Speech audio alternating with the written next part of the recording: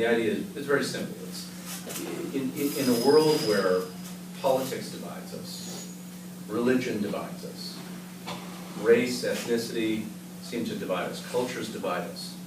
But the one thing that we all share, the one thing that we all have in common is dignity. And we can all agree on that. And we were invited by Queen Rania, who's part of the Young Global Leaders, and she said, I love the initiative. Why don't you do this at this all-girls school here in Jordan? So we had this great introduction, but the officials who were supportive, but they said, okay, that's a great idea and that might work in the US, that might work in Norway, but we've got a different culture here in the Middle East. Finally, John O'Brien, one of the founders, said, wait a minute. We were told by the officials, the school officials, that you would not talk. Now we can't shut you up. What happened? And a young woman stood up and she said, people think that we don't have anything to say. But we've got a lot to say. Just nobody was listening. Or made a comment, and it resulted in a response of a student saying, oh, but that's not fair. And the idea of fairness for me, I mean, yeah, kids complain that they get caught, you get frustrated because you get extra work, but whenever a student said to me, wait, what you're doing isn't fair, I had a moment where I would stop, I would ask why, and I'd explore whether it was just the regular complaining about getting a punishment or getting caught, or whether there was something fundamentally unfair. And that idea of fairness is something that is programmed into us as Canadians, that the world is supposed to be a fair place, even though all too often it isn't.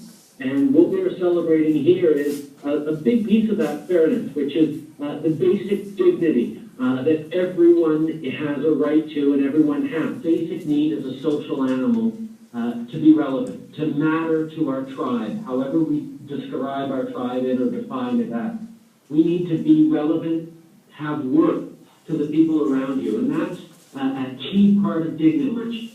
Of this game that we tend to play with our lives these days is about winning, is about achieving money, status, income, material goods. But ultimately, that's not how we define ourselves as humans. That's not how we, inside of ourselves, look at our own worth, the incredible diversity of cultures and ethnicities that make up this country. We're that one place in the world that's figured out how to be strong, not in spite of our differences, but because of those differences. It can never be fully taken away from you unless you yourself surrender. You stand up for someone being bullied. You're not just protecting them, you're protecting yourself. When you pull together to fight injustice at school, across the community, or around the world, you're not just making the others stronger and protecting them. You're building your own self, your own identity, your own strength, your own dignity. Today, all your awareness, and I look forward to meeting with you soon when I make it out to Vancouver. Yes, Chief. Normally, when you walk past the homeless, you wouldn't really feel you wouldn't really feel obligated to feel respect for them, right? But like half of us feel that they deserve the respect, while the other think that it's not our fault that we're not respecting them, but it's as part like their own fault for like sort of ending up the way they did.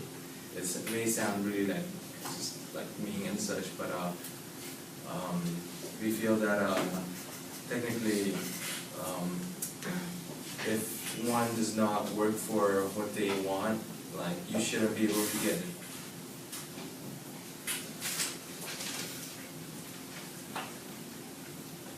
Well, I guess it's kind of like self-respect and like treating others how you want to be treated and how other people see you, so like your self-image, I guess. And we came to the conclusion that dignity is like what everyone said, it's self-value, but I think the most important part of dignity is like sacrificing a bit of yourself, like your time, your effort, and other means as money, and like for the betterment of another person's life. Like all the charity work people do, like people donate money, they also gain like a feeling of self-worth and dignity, and like for me, like last year during Christmas I did a volunteer and I gave sandwiches out to the homeless, and I feel like that really like made me feel better as a person. I feel like I gained some dignity out of that experience, and Like, also another part of dignity is, especially if someone's in a higher state of, I don't don't want to say class, but on a higher level, as like, I'm taller than Chris, right? So assuming that this is a sort of deep metaphor for, I don't know, social class or like social standing.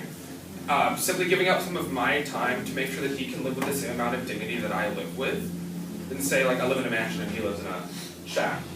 Sorry, Chris. But let's say that's the case. If I'm just like, hey bro, want a hot meal? Do you want a hot meal, Chris? yes, I do. There you go. So I can give part of what I have to him, and not only am I gratified with myself, but you have a hobby. It's true. And like, I'm currently in the application process for the Vancouver Crisis Center, which is it's like the suicide hotlines and all that sort of stuff. So a lot of it is about human dignity, and that everyone has issues. We also talked about if there is a universal respect, or respect varies from people. So do you respect everyone because everyone deserves to have dignity, or do they earn their dignity by being respectful to you?